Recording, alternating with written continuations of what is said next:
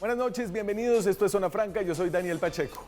Estamos ya a mediados de octubre y creo yo, ya llegó el momento, ya podemos empezar a pensar en la Navidad. A la pareja de Navidad y Año Nuevo aquí en Colombia nosotros les dedicamos prácticamente un mes. Es un evento importante. En términos de trabajo, poco se hace después del 15 de diciembre y poco se hace hasta el 15 de enero. En términos de trabajo, porque de resto ese mes es para la mayoría de los colombianos un frenesí de compras, novenas, velitas, natillas, regalos, niño Dios, año viejo, reyes, uvas, fiestas, baile y vacaciones. Es la época del año en la que nuestra generalmente ya activa vida social y familiar pierde todos los cabales y proporciones, la época en la que uno ve a parientes que solo ve una vez al año. Y eso sin hablar de la Feria de Cali y la de Manizales y el Carnaval de Pasto.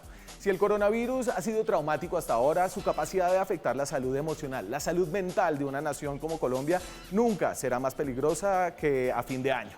El rebrote está prácticamente asegurado, le está pasando a los europeos ahora, los gringos van por su tercer pico, ni los funcionarios más estridentes aquí en Colombia, donde hay muchos, se han atrevido a hacer una promesa de contención del virus en Navidad. Ahora la pregunta clave es entonces, ¿cuándo será y qué tan grave será? De nuevo, de Europa vienen lecciones. Por un lado, un rebrote duro como el español, francés e inglés, que han traído nuevos cierres. Por otro lado, unos más controlados como los italianos y el alemán. El coronavirus es una cosa con la que habrá que vivir probablemente unos años, al menos 2 años. Hoy veremos en este programa si esta nueva normalidad, si el conocimiento adquirido durante todos estos 10 meses de pandemia nos permite en Colombia al menos saber un poquito cómo pinta la cosa para diciembre con el rebrote. ¿Llegará antes, llegará después, estará mejor en diciembre, pegará justo a fin de año? La salud emocional de un país, de Colombia, está en juego. Aquí arranca Zona Franca.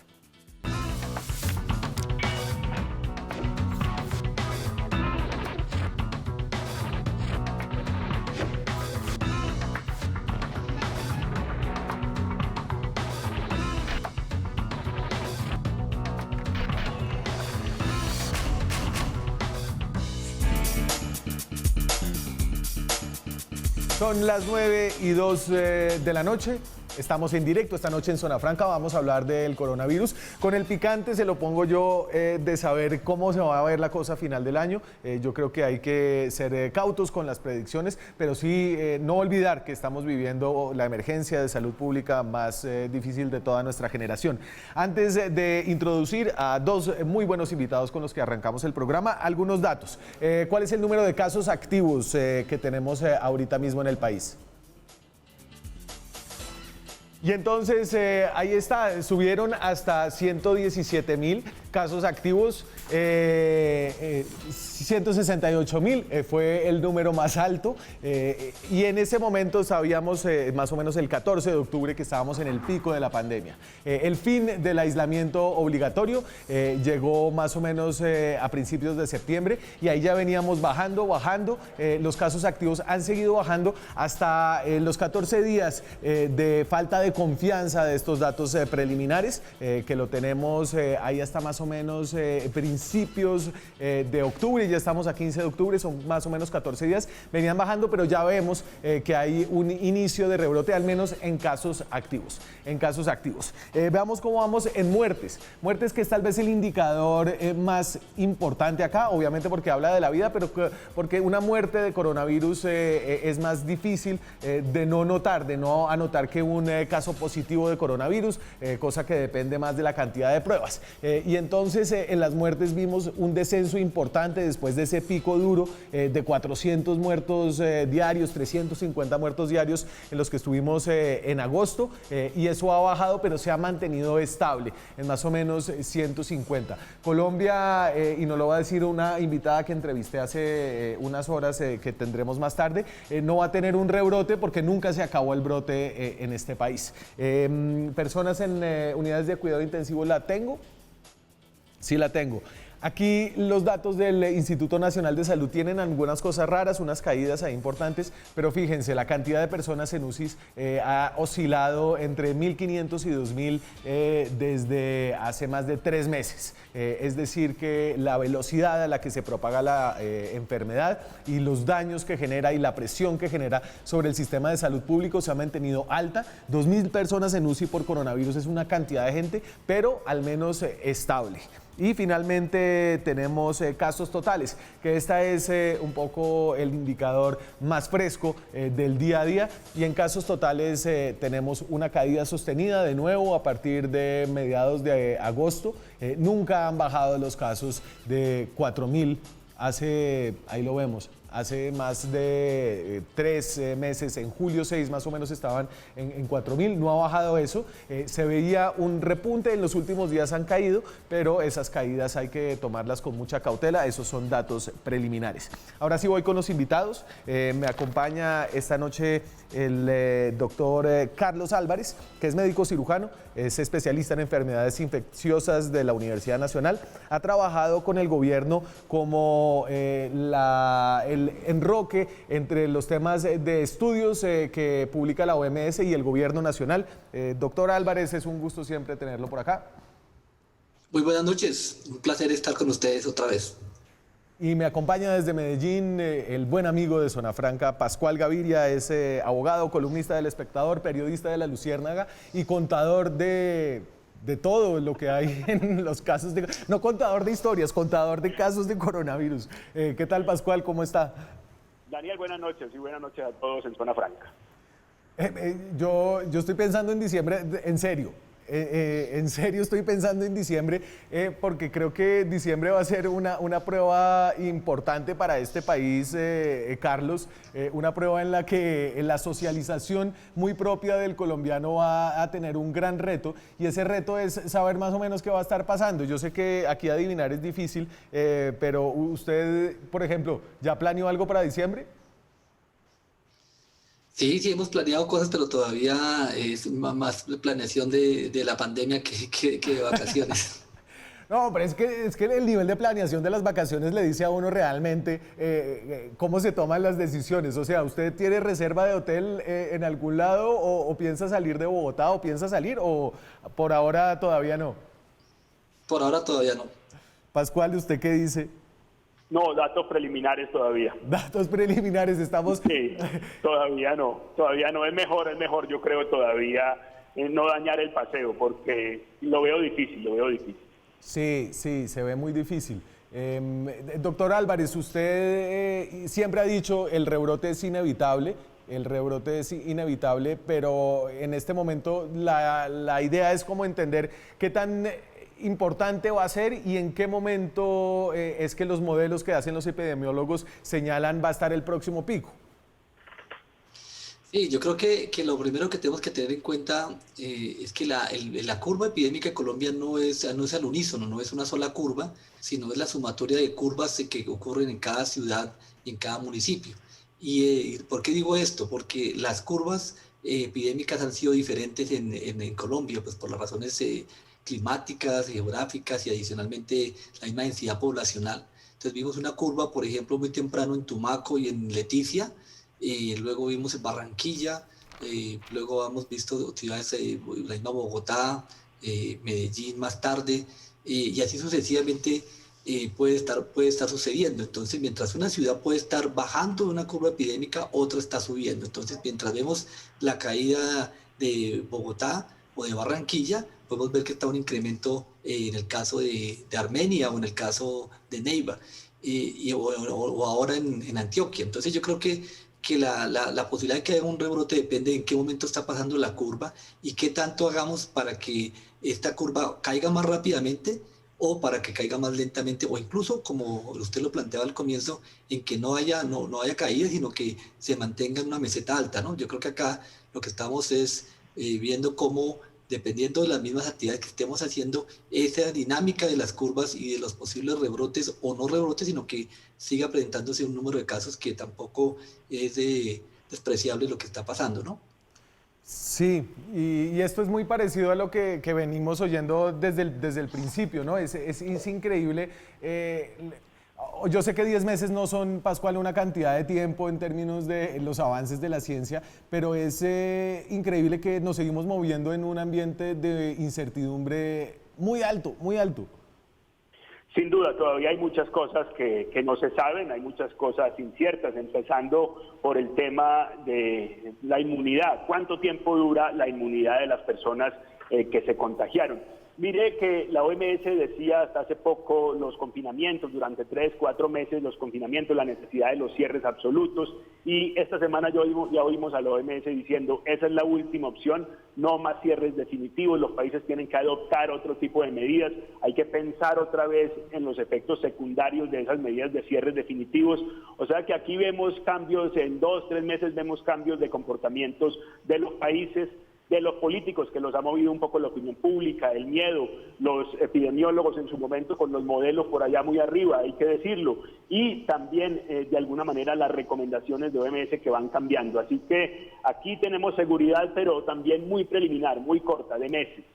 A propósito de esas incertidumbres, de hecho salió hace muy poco la noticia de que la Organización Mundial de la Salud recibe los resultados de un estudio que había estado mirando la efectividad, doctor Álvarez, del remdesivir, de la hidroxicloroquina y de otras sustancias que habían despertado, pues sobre todo por el alto perfil que les dio al menos al remdesivir el presidente de Estados Unidos, Donald Trump, ahorita con su enfermedad. La hidroxicloroquina la tuvimos aquí nosotros en Cali como una esperanza, el alcalde de Cali la promovió, se ríe, pero, o sea, nada de eso sirve.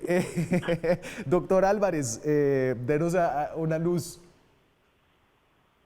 Bueno, yo creo que dos tres temas con lo que se estaba comentando, lo que decía Pascual.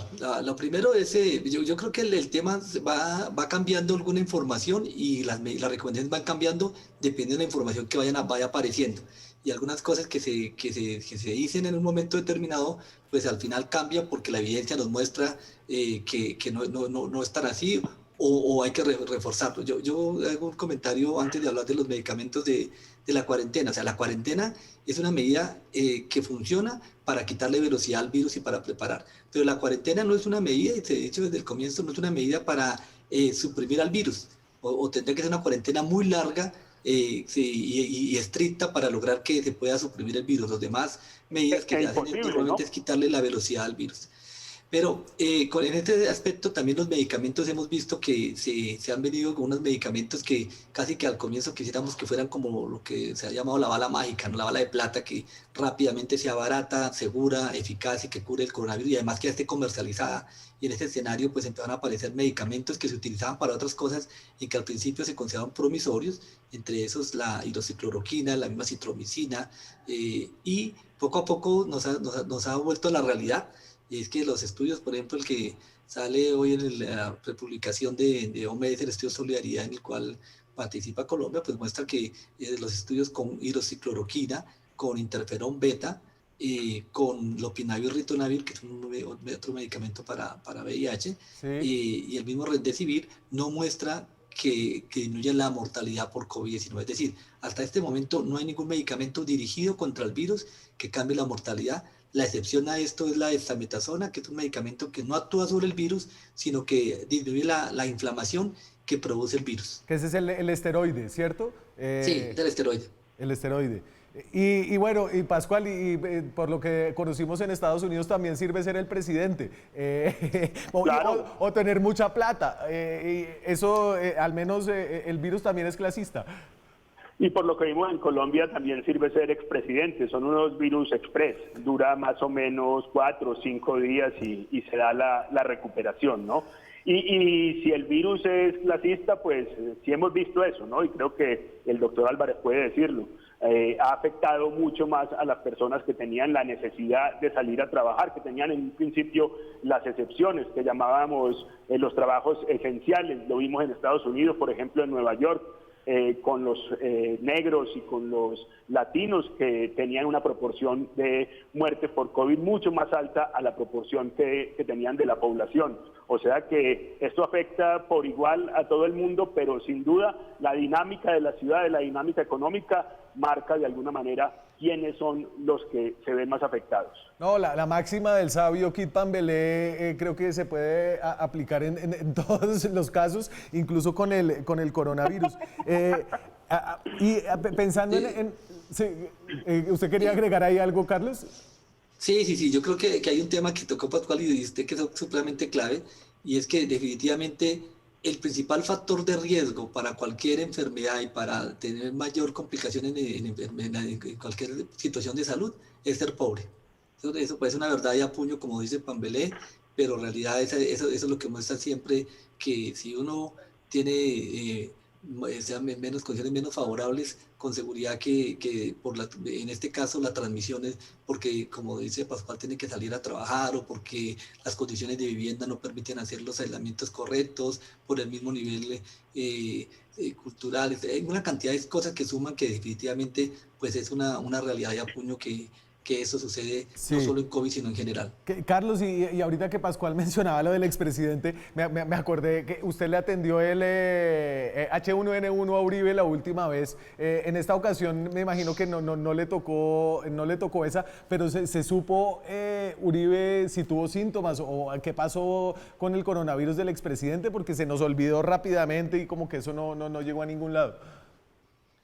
Lo que pasa es que yo creo que no hay que olvidar que este virus, afortunadamente, a pesar de todo lo que vivimos, la mayoría de personas les va bien, ¿no? Es decir, digamos que un 80% tienen síntomas muy leves o incluso asintomáticos. El problema es ese 15 o 20% que no evolucionan bien. Ahí es donde nos complica la vida los sistemas de salud. Entonces, pues uno a veces, por ley de probabilidades, cuando uno le da o se infecta de COVID-19, pues hay una alta posibilidad que le vaya bien, pero el problema es que uno no sabe si está entre ese 80 o si entre ese 20 o entre el 5 que va a cuidado intensivo, ¿no? Que es otro mucho más serio. Y entonces, a propósito, Pascual está en Medellín, voy a poner, Pascual, la gráfica de casos diarios en Medellín. ¿Este es Medellín o Antioquia? Es Medellín. Es Medellín. Y entonces el milagro antioqueño, digamos, con el coronavirus llegó hasta julio y en julio la cosa subió, tuvieron unos días altos de más de 1.600 casos, luego empezó a bajar como con la curva que empezó a bajar en todo el país, sobre todo en Bogotá, que es el que arrastra el grueso de esos casos, y ahora tienen un repunte aún todavía por confirmar, ¿no? En estos últimos días que son datos no fiables. Allá la cosa, aquí en Bogotá nos veían los paisas como covidosos. Yo lo sentí en algún momento, Pascual. La cosa ya, y usted siente que puede ser un respiro, ¿cierto? Que esté ya el segundo pico llegando y que van a ser adelantados para que en diciembre la cosa esté más bajita, pero definitivamente esas estrategias que elogiamos al principio se desgastaron, se perdieron, nunca existieron. ¿Qué pasó? Aquí no hay milagros, en esto no hay milagros, yo creo que el doctor lo sabe muy bien, en esto es imposible pasar de agache, nadie va a pasar de agache en esto y Medellín tuvo esa especie de gran momento al principio, en parte un momento político, una venta de humo del alcalde de Medellín para salir en algunas revistas, pero en realidad muy rápidamente las ciudades se van igualando, es un poco lo que le ha pasado a Argentina. Argentina era el gran ejemplo en América Latina de último sobrado tanto en casos por millón de habitantes como en muertes por millón de habitantes y en este momento, mientras todos los países de América Latina van bajando, Argentina va subiendo. Llegó más tarde, pero va a llegar a nuestros niveles. Muy rápidamente va a estar como Colombia en casos por millón de habitantes, ya está casi igual y es posible que esté como Chile y como Perú. En esto nos vamos igualando, el tiempo nos va igualando a todos. Y hablando de Medellín lleva 4 semanas con unos casos muy parecidos, un promedio diario entre 600 y 800. Ahí se ha movido en estas semanas, o sea que no tenemos una gran caída. Y si usted mira las muertes, tenemos 15 días donde las muertes han ido creciendo. La semana pasada crecieron el 10% las muertes en Medellín. Y lo otro, la ocupación UCI, yo creo que esa también es una mirada permanente. Sí. Y aquí desde los hospitales esta semana llegan noticias de que va creciendo en Medellín esa ocupación. Una cosa para terminar, Daniel, una ocupación que viene creciendo, no solamente por casos de coronavirus, sino sobre todo por otras patologías y porque empezaron los accidentes en motos y los temas de violencia. En el área metropolitana tenemos 750.000 motos, de vez en cuando decae alguno.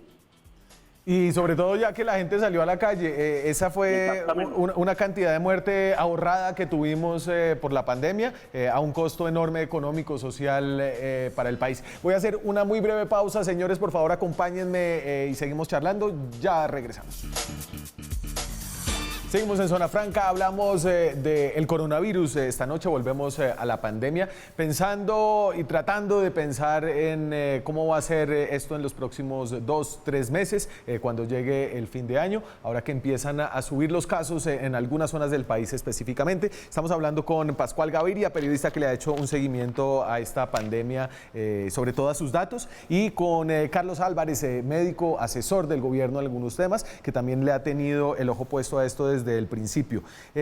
Voy a hacer una miradita a lo que pasa en Europa, y en Europa están pasando cosas distintas. Hay obviamente un rebrote en casi todos los países, pero hay unos que tienen unos rebrotes muy importantes, que están teniendo ya que tomar medidas muy difíciles. Estos son los del rebrote bien, y en cambio otros que tienen unos rebrotes controlados. Y ahí pongo en esta gráfica a Colombia para que tengan un poco una referencia de dónde están, por ejemplo, Alemania e Italia en este momento.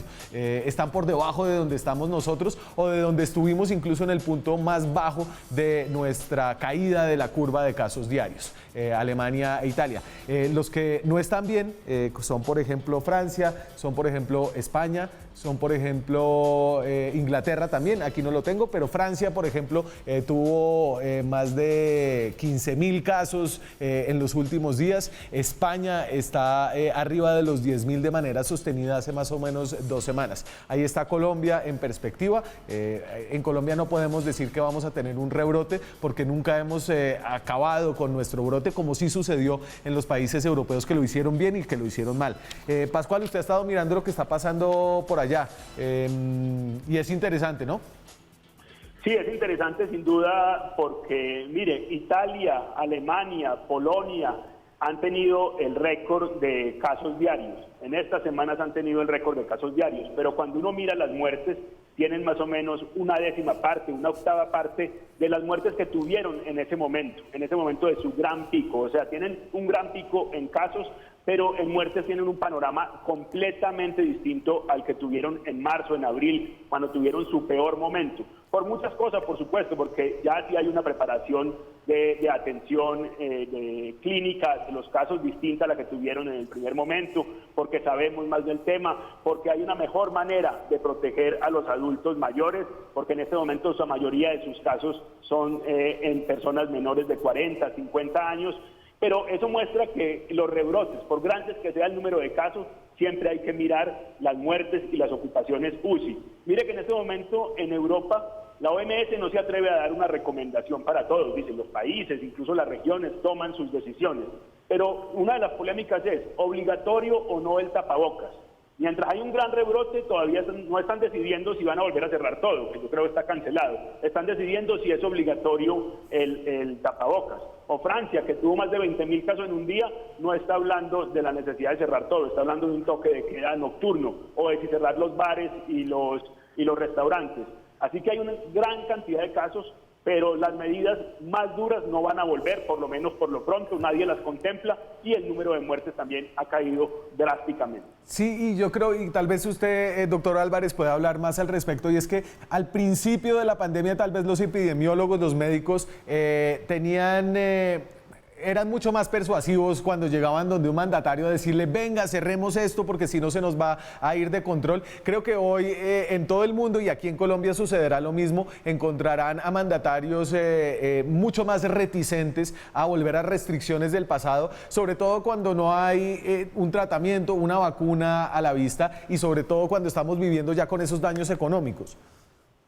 Sí, no, de acuerdo, pero además porque también ya se ha preparado, lo que decía Pascual, es decir, no es lo mismo como le llegó a Madrid o le llegó a París el pico en marzo, en el cual pues las personas tuvieron que hacer hospitales y no había donde colocar los muertos, o en Brasil, o incluso a Colombia. Si nos hubiéramos hecho medidas, no hubiéramos tomado ninguna medida, cuando teníamos solo 5.000 camas, pues fácilmente se hubiera colapsado el sistema. Es decir, ahora tenemos el doble de camas de cuidado intensivo, tenemos más de 10.000 camas. eso hace que la capacidad de respuesta sea completamente diferente. Igual, Pascual decía que la gente ponga tapabocas. Ahora ya, pues sí, habrá uno que otro indisciplinado que no pone tapabocas, pero la mayoría de la gente trata de ponerse el tapabocas y ya es consciente de ponerse el tapabocas. Probablemente no es tan juiciosa con el distanciamiento físico y habrá alguna gente que sale a fiestas y otras cosas, pero normalmente vemos que mucha gente sí lo está cumpliendo.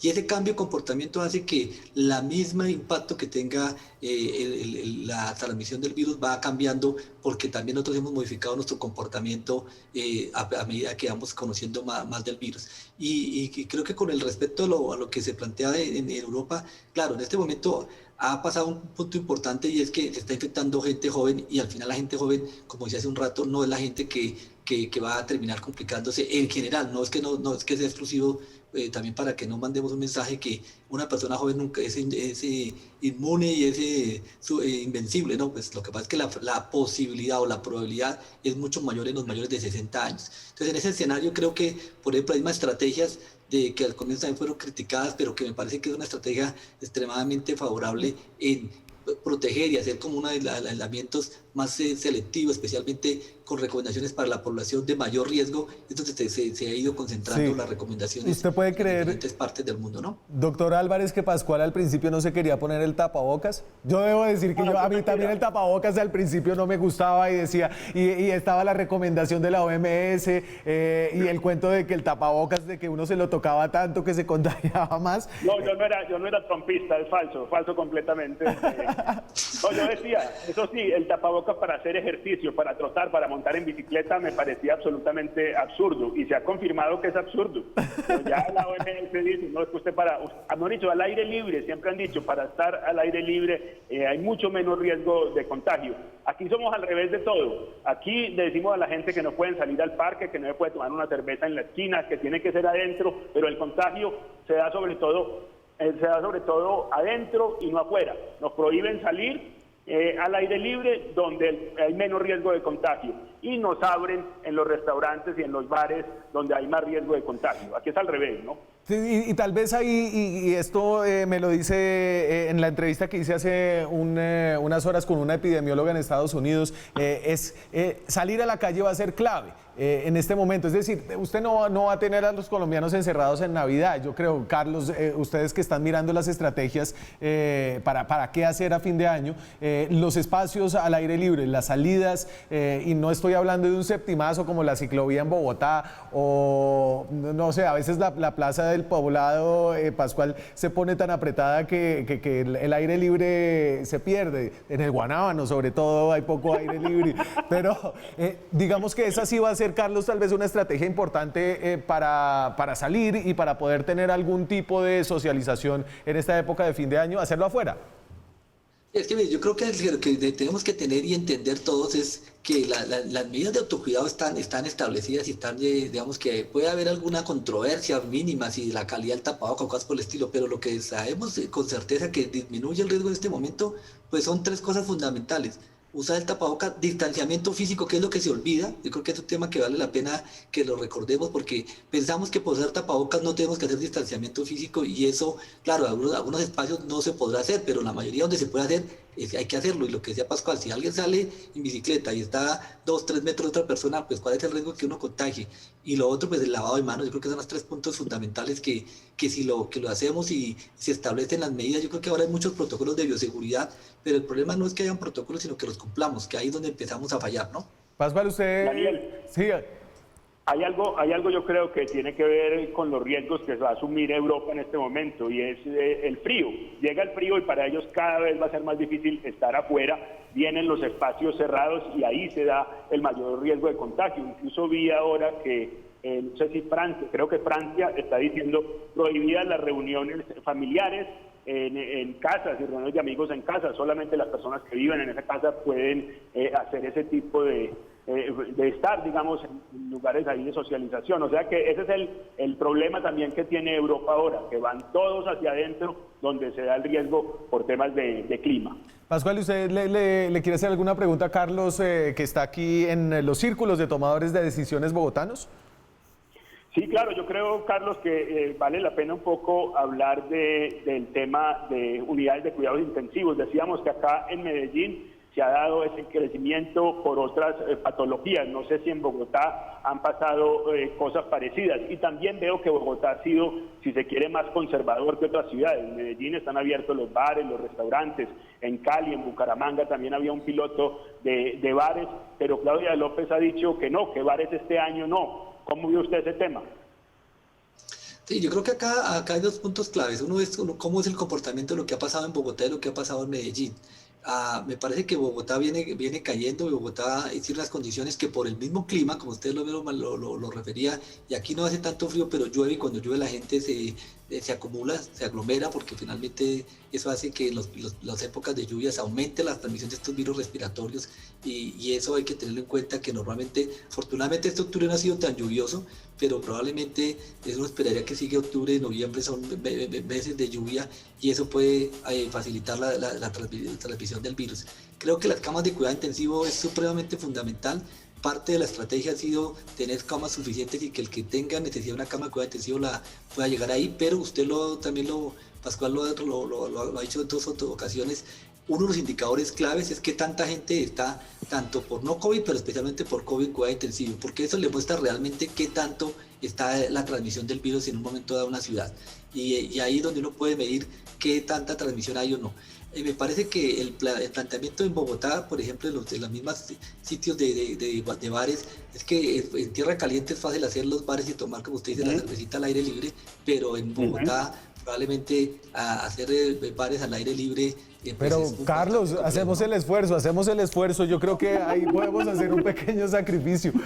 Señores, muchas gracias por su tiempo esta noche, les deseo buena salud a ambos, gracias por pasar por aquí. Daniel, muchas gracias. Mucho gusto por la invitación, es un placer estar acá y con Pascual. Me voy a la pausa, venimos con más voces. Una epidemióloga de campo nos va a decir que en Colombia no hay rebrote porque nunca hemos suprimido el brote que tuvimos en primer lugar. Ya volvemos. Seguimos en Zona Franca, son las 9:40 de la noche, estamos en directo desde Bogotá esta noche. Volvemos a hablar del coronavirus, francamente COVID. Voy a hacer un panorama nacional, un panorama de las ciudades más grandes colombianas. Ya vimos lo que pasaba en Medellín en el bloque anterior, así está Bogotá. Estos son casos diarios reportados de coronavirus. Es una medida que nos ayuda a entender cuál es la velocidad a la que se propaga esta enfermedad. Recuerden que los últimos 14 días de datos son datos preliminares, datos no confiables que pueden cambiar. Entonces ahí vemos que en Bogotá hay una caída importante y todavía no es claro si ya empezamos a tener un incremento de los casos. Vamos a la siguiente, que es Barranquilla. Sí, señor. En Barranquilla y en Atlántico en general tuvieron un pico muy fuerte a mediados de julio, y a partir de ese momento han sido muy efectivos con datos de contagios diarios de cerca de los 100, a veces menos, en mantener bastante suprimida la enfermedad. No ha sucedido lo mismo en Cali. Cali es un lugar problemático desde el principio de la pandemia, pero sobre todo después, en estos últimos meses, lo que es septiembre y octubre, la meseta que se dio después del gran pico que hubo en agosto es una meseta que parece una tendencia al alza. Y finalmente, ¿cómo está la cosa en Cartagena, la quinta ciudad más grande de nuestro país?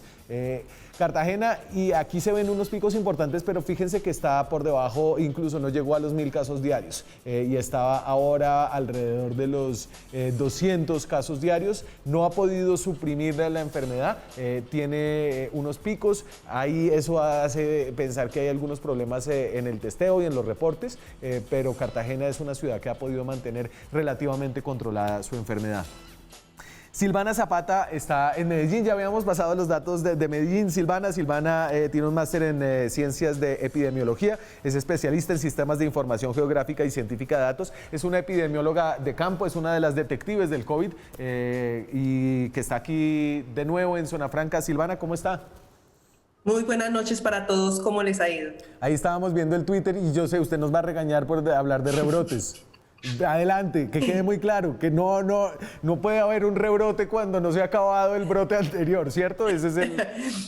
Esa es una de las cosas, y otra de las cosas importantes es que para hablar de rebrotes, o sea, tenemos que poner todo lo que nosotros nos han enseñado y lo que hemos aprendido en todos estos meses. Entonces, para hablar de rebrotes hay que hablar también de comportamiento. Entonces, primero que haya una caída importante, y como pasó en los países europeos. Pero para hablar de rebrotes es mejor no hablar de ellos, porque sabemos que los colombianos se van a comprometer con muy buen uso de la mascarilla, con estar al aire libre, buscar muy buena ventilación, conservar el distanciamiento y la higienización. Eso es lo más importante. Creo que si los colombianos siempre se comprometen o nos comprometemos, porque ya nos preparamos todo este tiempo con camas, con personal, con equipos en campo, con equipos de laboratorio, con pruebas. Si logramos que este tipo de cosas funcionen, la probabilidad de rebotes va a ser nula. Entonces es mejor no hablar de eso, porque sabemos que los colombianos se van a comprometer bastante en este tema. Y como es... Yo voy a utilizar su optimismo para preguntarle, Silvana, ¿usted qué planea para fin de año?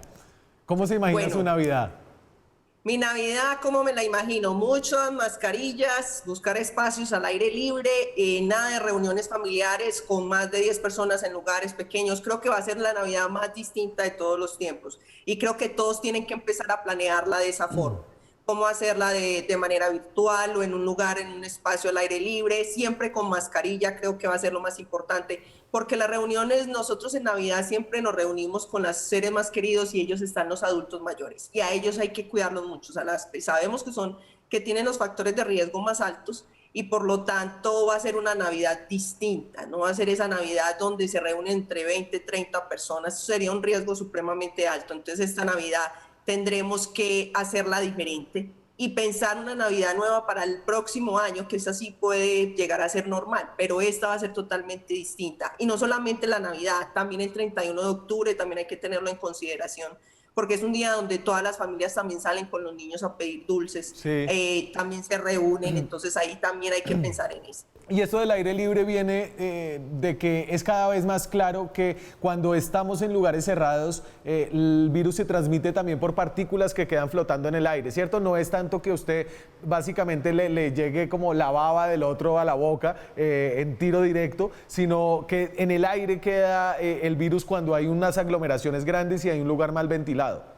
Sobre todo en esos espacios cerrados. ¿Por qué? Porque entonces incluso grandes estudios, pues estudios bastante importantes sobre rebrotes o conglomerados han mencionado cómo circula. Entonces, si yo tengo un espacio cerrado en donde hay un aire acondicionado, en donde recircula, por eso es tan importante hacer los análisis de cómo son los sistemas de ventilación, para saber si hay un recambio, porque por ejemplo en el metro de Medellín se hizo, y el recambio se da en menos de 5 minutos. Entonces un espacio, por ejemplo, de una estancia de 40 minutos se puede reducir a 5 con el recambio de aire que hay dentro del sistema de transporte. Entonces nos tenemos que replantear también en cómo mejorar los sistemas de transporte, no solamente para la transmisión de las infecciones respiratorias, sino también, por ejemplo, para cosas como calidad del aire. Entonces es una oportunidad de mejora en este sentido, y esto hay que tenerlo en cuenta para cualquier apertura. Y ahorita mencionaban algo sobre el tema de los bares y cómo son los bares supremamente cerrados. ¿Tenemos ventilación? No. ¿Tenemos buena distancia? No. Entonces, miren que este tipo de cosas son las que tenemos que empezar a jugar y a pensar. Claro. Cómo juntar las cosas importantes para tomar la mejor decisión. Voy a poner un ejemplo. Nuestras reuniones de Navidad siempre eran en nuestra casa. No todas las casas son grandes, a veces eran casas muy pequeñas. ¿Es un lugar ventilado? No. ¿Podemos guardar la distancia? No. Entonces tenemos que pensar en evitar este tipo de lugares para poder tener una mejor Navidad, una Navidad distinta, que es en realidad lo que va a ocurrir. Los buenos bares son donde suda el techo, y evidentemente eso no es bueno para el coronavirus. Le voy a poner otra vez una gráfica que puse, que es la de casos activos. Y esta de casos activos me parece una medida interesante, porque es la medida que nos da cuánta gente tiene en ese momento la enfermedad y cuánta gente debería estar confinada. Y yo sé que la estrategia principal de los cercos epidemiológicos, que se llaman DAR en Bogotá, que se llama PRAS a nivel nacional, es la importancia de tener vigilados esas personas, ¿cierto? ¿Cómo ve usted con ese número de personas que tengamos enfermas, que ya son más de 70.000, si es posible hacer un cerco epidemiológico? Sí es posible, porque están divididas en diferentes lugares del país. Entonces, si lo miramos todo, tendríamos que mirar cuántos rastreadores tenemos. Pero lo principal y más que todo ese rastreador es ese autoaislamiento.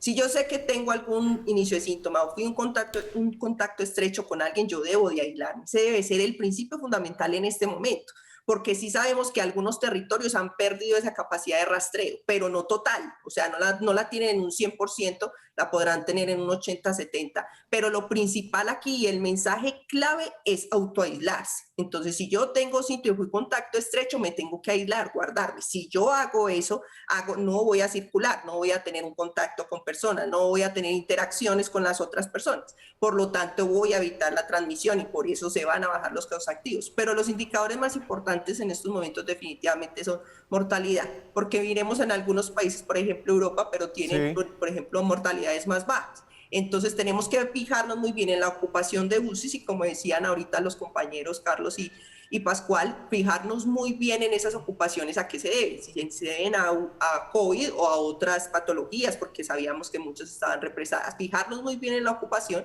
y en las tasas de mortalidad. Y por supuesto, verificar los casos activos, pero centrarnos más en los otros dos. Claro. Y autoaislarse, que es fundamental. Esa de autoaislarse es fundamental, pero ha sido difícil porque hay mucha gente que no quiere dejar de ir a trabajar, porque hay mucha gente que no está segura si sí tiene o no tiene. ¿Usted cómo diría que es la manera más responsable de enfrentar esto y más realista, Silvana?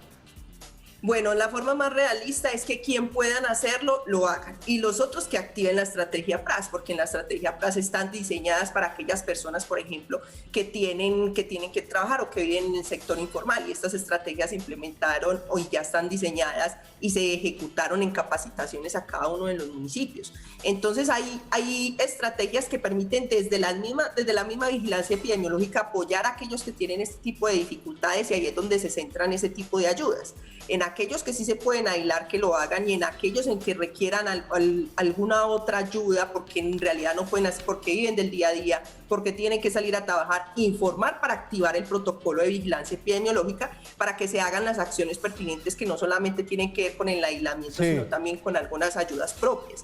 Entonces los territorios están preparados para eso y entonces hay que hacer la activación de la ruta, porque si yo no activo la ruta es muy complejo que llegue cualquier situación o ayuda a mi casa. Silvana, es la última, y usted que se ha caminado este país y conoce las capacidades de los municipios más pequeños, yo me imagino que en la medida en que vayamos a fin de año, que mucha gente viaje, va a haber un riesgo de que municipios donde el COVID está contenido o no existe todavía se esparza, y me imagino que eso va a ser una preocupación.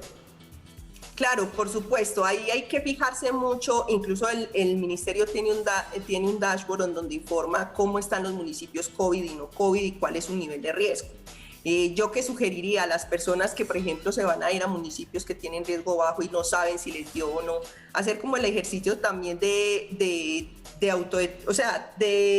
poderse hacer una prueba. Si me voy de paseo, tendría una capacidad de hacerme una prueba y verificar si en efecto no, para no ir a contagiar a otros. Sí. O llevar muy bien el uso de la mascarilla, no quitármela en ningún momento si interactúo con una persona pobladora. Creo que, por ejemplo, en los viajes que he podido hacer, siempre la mascarilla es fundamental. Y sí, cansa, te queda la marca, como por ejemplo se me notan un poquito acá de todas las marcas que uno se pone la mascarilla todo el tiempo, de 6 de la mañana a 10 de la noche. Pero creo que es fundamental para cuidar a los otros. Y eso ha sido incómodo para muchos, ustedes lo decían ahora, es incómodo, pero es fundamental para poder viajar, movilizarse, reunirse y sobre todo buscar espacios al aire libre. Y evitar el contacto con las personas mayores de los pobladores. Miren el primer caso de la familia de esposos de Girardot, que falleció porque no había medidas de seguridad y fue un caso que fue doloroso porque fue una pareja muy bonita de este pueblo. Hay que evitar eso, evitar moverse si yo no tengo las condiciones de seguridad necesarias. Silvana Zapata es epidemióloga de campo, está en Medellín, ha sido consultora del Banco Mundial, contratista de la Gobernación de Antioquia. Silvana, es un gusto siempre tenerla por aquí, escuchar sus opiniones y sus consejos. Bueno, a ustedes por la invitación y bueno, recuerden, aire libre, hay reglas claves: aire libre, mascarilla, distanciamiento, higiene de manos, evitar siempre las 3C, cerrado, concurrido y de contacto cercano. Y recuerden mucho que la posibilidad de rebrotes, eso dependerá de nosotros. Si nos portamos bien, eso no va a pasar. Entonces ese es el mensaje final. Me dicen no hablar mucho cuando uno está en lugares muy concurridos. No abrir la boca, difícil. Silvana, muchas gracias. Bueno, hasta luego, que tengan una feliz noche. Nosotros vamos a una pausa, volvemos con una última opinión experta después de comerciales. Seguimos en Zona Franca, hablamos esta noche del coronavirus. Una de las expertas con las que hablé hace un par de horas es Isabel Rodríguez. Isabel es médica de la Javeriana, hizo un doctorado, está en Estados Unidos, hizo un doctorado en epidemiología en enfermedades infecciosas en la muy prestigiosa Johns Hopkins, con una mirada un poco más amplia a lo que está pasando por fuera de Colombia. Le pregunté a propósito de lo que habían hecho bien los países europeos de manera distinta para algunos contener mejor que otros estos rebrotes, y esto fue lo que me contestó. Pues yo creo que esa es una pregunta que no es tan fácil de responder. Digamos, si uno hace un análisis solo exclusivamente de los casos reportados, porque los sistemas de vigilancia de los diferentes países son distintos, ¿no? Y de por sí, aún analizar, digamos, los datos de un mismo país es difícil, porque el tipo de muestreo que están haciendo y el número de pruebas que están haciendo ahorita es muy distinto al número de pruebas que estaban haciendo en marzo, abril, cuando fueron los primeros picos, ¿no? Entonces, realmente comparar el número de casos es muy difícil. Pues lo que sí se ve ahorita es que ha habido aumentos importantísimos paradójicamente, de los mejores que le está yendo hasta ahora es a Suecia, pero tanto España como Italia, como Francia, como Inglaterra, ya vieron pues aumento en el número de casos, les siguen las hospitalizaciones, el número de muertos pues definitivamente todavía está muy por debajo de lo que pasó por abril, pero ya están preocupándose por el cambio en el número de hospitalizaciones, al punto que ya muchos están aumentando las medidas restrictivas, los toques de queda, y asustándose por el potencial colapso de los sistemas sanitarios. A ver, y una impresión general que me quedó después de hablar con ella es, a pesar de estar en una institución de punta como la Universidad de California, de tener una educación muy buena en epidemiología, es lo poco que se sabe no solamente aquí en Colombia, sino en todo el mundo. A propósito de eso y de la reducción de mortandad, otra respuesta que le pone a uno un granito de sal, de duda acerca de la supuesta avance de los médicos para entender y tratar esta enfermedad.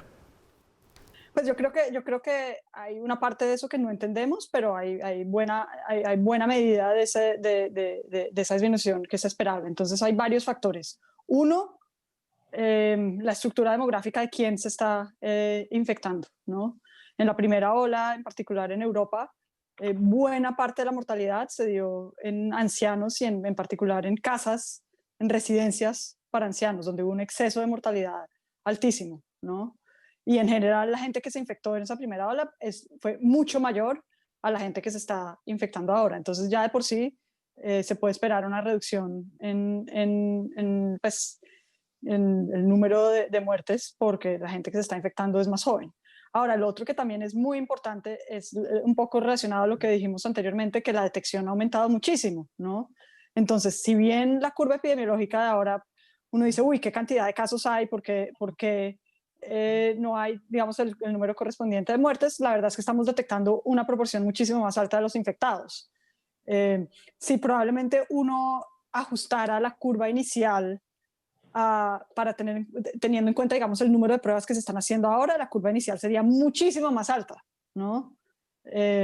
Entonces sí, digamos que no son comparables en ese sentido. Y bueno, lo otro es que sí ha habido una mejora en el manejo médico desde marzo hasta ahora, pues porque ya se conoce más la enfermedad. En Estados Unidos, en medio de esta campaña presidencial, se ha flotado la hipótesis de que Estados Unidos podría hacer una aproximación de inmunidad de rebaño. Eso quiere decir dejar que la inmunidad se genere a través del contagio masivo. A propósito de eso, ella dice que no es una cosa seria, nadie en un círculo experto lo está discutiendo, y lo explica con este símil de cómo sería la inmunidad de rebaño si fuera una vacuna. Para quienes creen que es una estrategia viable, una buena comparación es pensar, en última sería usar, digamos, que la infección natural como una vacuna, ¿no? Si actualmente saliera cualquier casa farmacéutica y ofreciera una vacuna con el perfil de seguridad que tiene la infección, es decir, que nos dijera, esta vacuna mata a digamos, 1 en cada 100 personas, pues mata más a los viejos, pero más a los jóvenes, pero más o menos en promedio, digamos, 0.6 de cada 100 personas, y fuera de eso da estos efectos adversos. Hay gente que dura enferma por meses. Nadie aceptaría esa vacuna. Dirán, están locos. Esa es Isabel Rodríguez, médica, es epidemióloga, está en la Universidad de California. Se nos acabó el tiempo esta noche. Me dejó Isabel una cosita en punta. Están haciendo aquí en Colombia un estudio importante en 10 ciudades del país, lideradas por el Instituto Nacional de Salud, sobre seroprevalencia, para entender realmente cuánta gente se ha contagiado y superar esa pregunta alrededor de la inmunidad de rebaño y de cuánta gente es vulnerable al virus. Eso será un estudio importante. Se me acaba el tiempo esta noche. Muchas gracias por acompañarnos hoy. Nos vemos mañana con más periodismo, más debate, más opinión. Chao.